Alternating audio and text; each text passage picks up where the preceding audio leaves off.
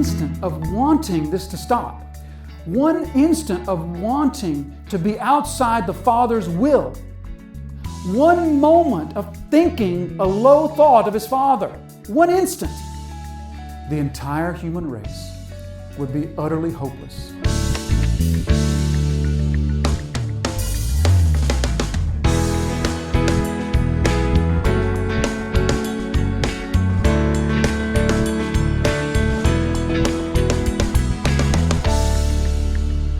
So he's tempted by Satan for 40 days. That word Satan literally means adversary. So diablos is the word translated devil. That means slanderer or accuser. The word translated Satan means adversary. And this is who he is. He is the champion's adversary. And so he's being tempted here for these 40 days. Now, Mark uses a grammatical structure that tells us that what Mark intends for us to understand is not that he's fasting for 40 days and he's really tired and he's really hungry and he's really weak, and then at the very end comes this test. What Mark wants us to see is that the entire 40 days were constant testing, constant temptations.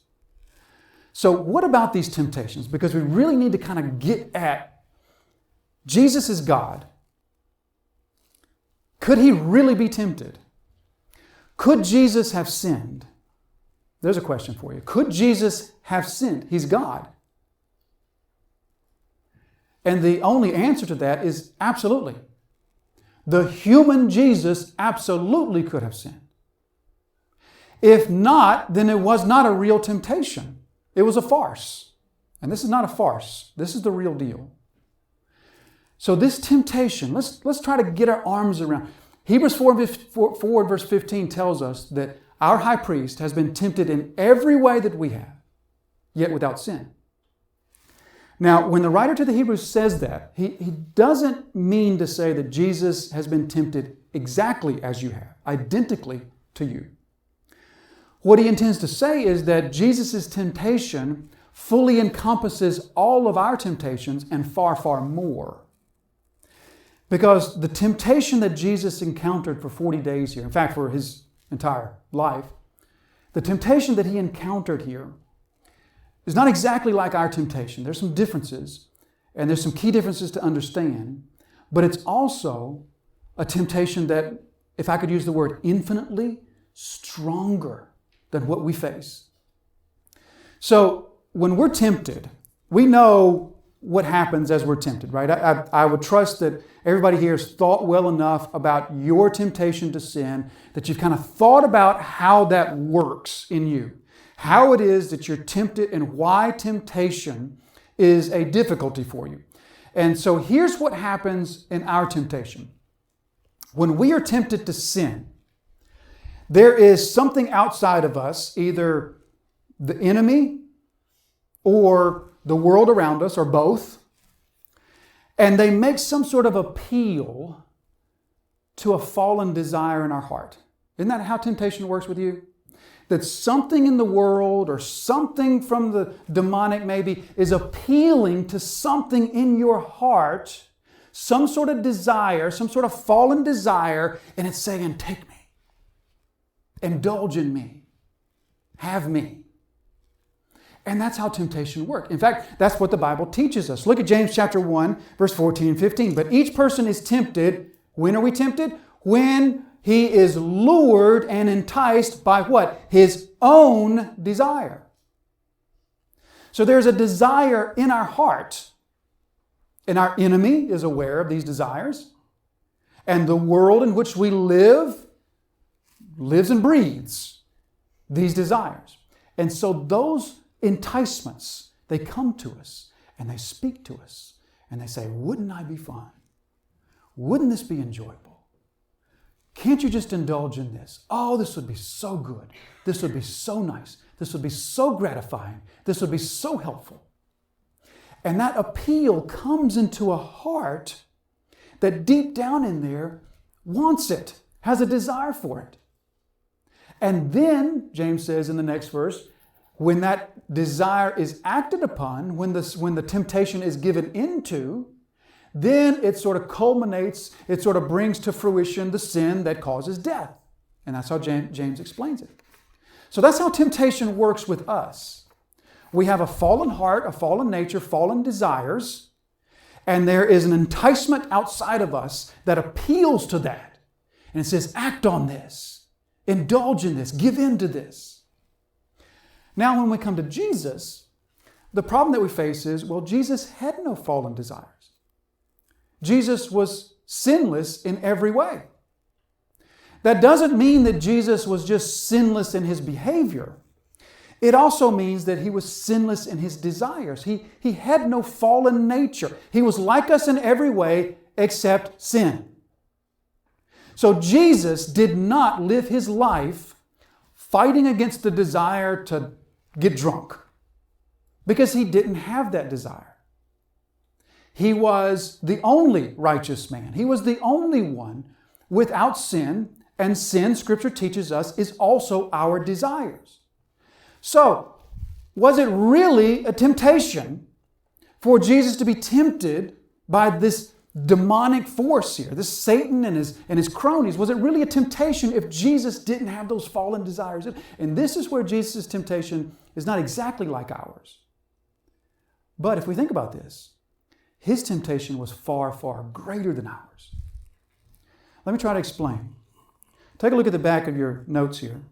And here's just some things that show us how what Jesus endured in the wilderness is far greater than any of us ever endure in our temptation. For the first thing, Jesus was under constant and direct attack from the Prince of Darkness himself, not any of his cronies or lackeys. You know, we often say, don't we, that Satan is trying to get us to do this, or we're under attack by Satan. And we say that because the Bible uses that language. 1 Peter 5 says, 1 Peter 5 calls Satan our adversary. But, you know, Satan is not omnipresent. Satan is a creature. He's a created being. He is not the Spirit of God. Satan cannot tempt all people at once, like the Spirit indwells all of his people at once. Satan can't do that. And so, it actually be kind of thinking quite highly of ourselves to think of ourselves as the object of Satan himself attacking us. I doubt any of us have ever been under the direct attack of Satan himself. That's not to say that when we are under demonic attack, that it's not right to say it's under Satan's attack, because it's all under his direction and under his goals. But that is to say, when Jesus was attacked in the wilderness, when he was tempted in the wilderness, he was attacked by the Prince of Darkness himself for 40 days, day and night.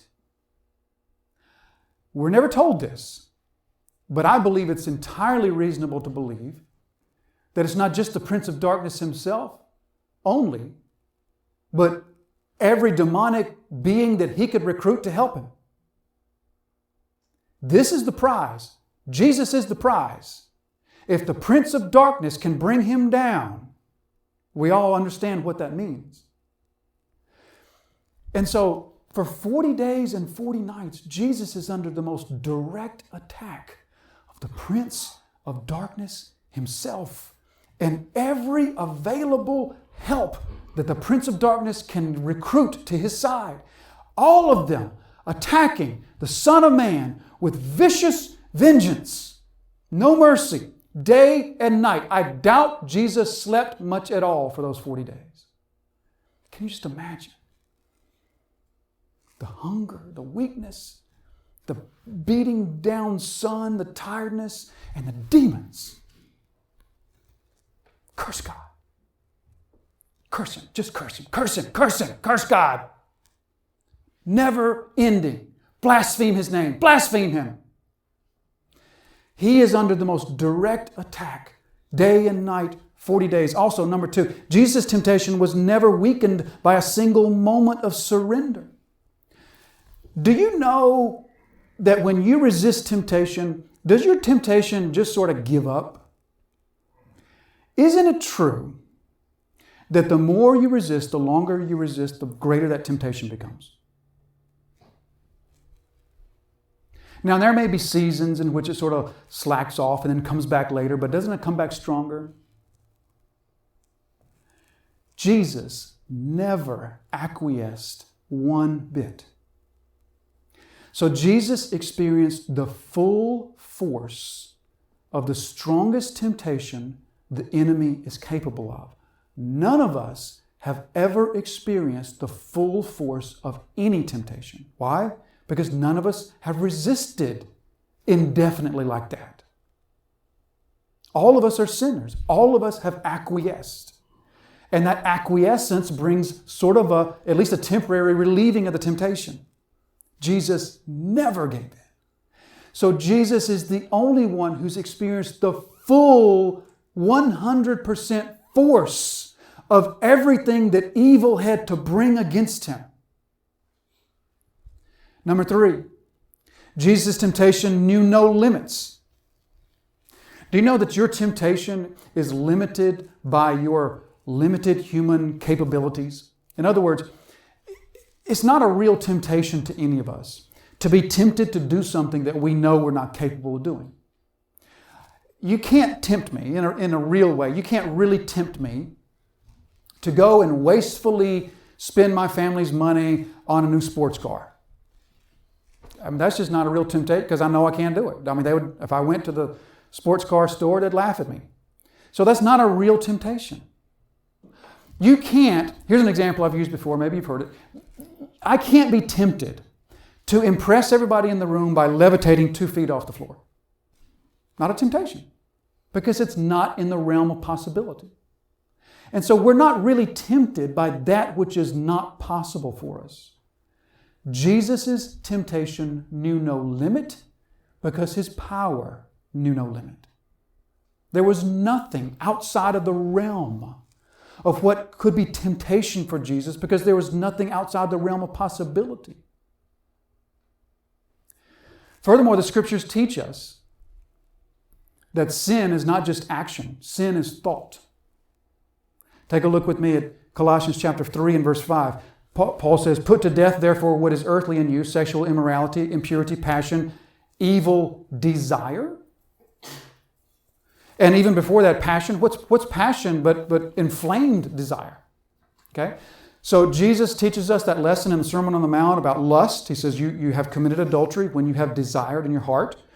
So we sin, we are capable of sinning just by having an evil desire that we don't act upon.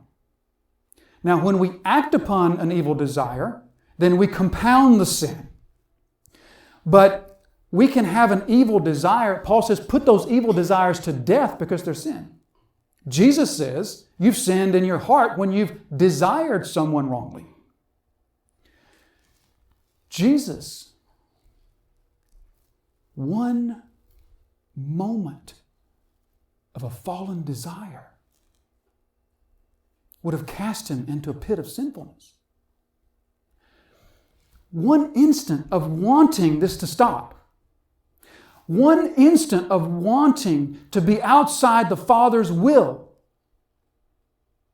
one moment of thinking a low thought of his Father, one instant. All Jesus would need to have done would be to desire it. Remember what the centurion said to him in Luke's Gospel, Luke chapter 7?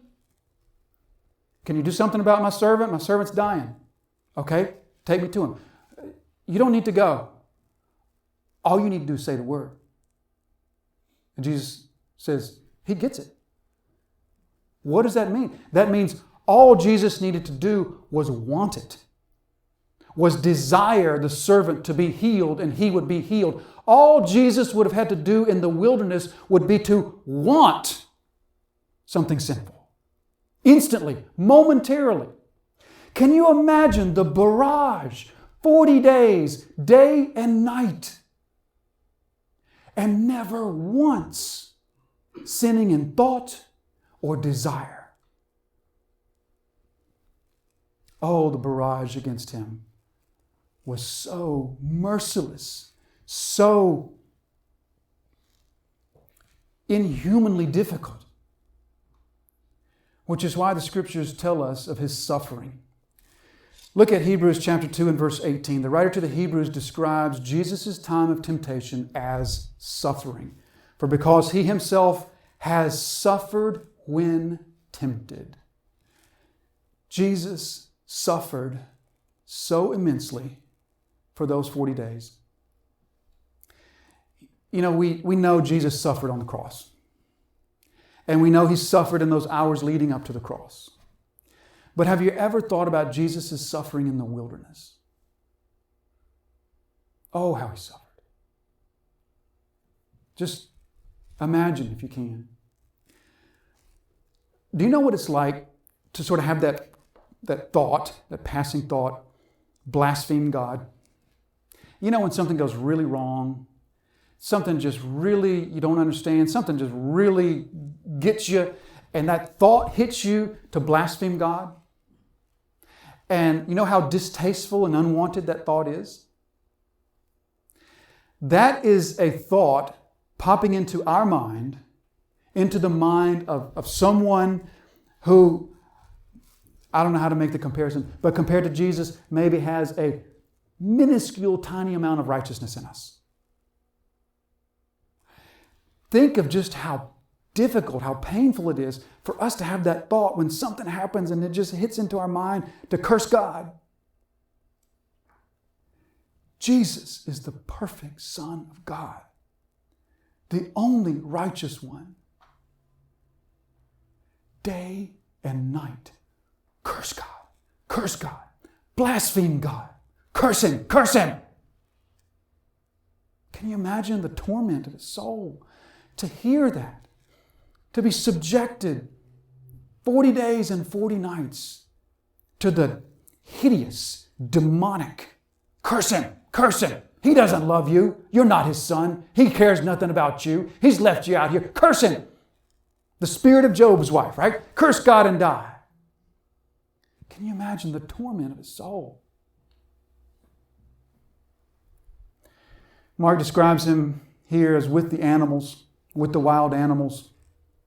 And I think that Mark puts that in there, we said earlier, as a point of connection to help the Roman believers to bolster their confidence in what they're going through. But I think they would have made a connection to Jesus here, because the Roman historian Tacitus tells us that that's what the Romans were doing to the Roman Christians, that they were wrapping them in animal skins and throwing them to the animals.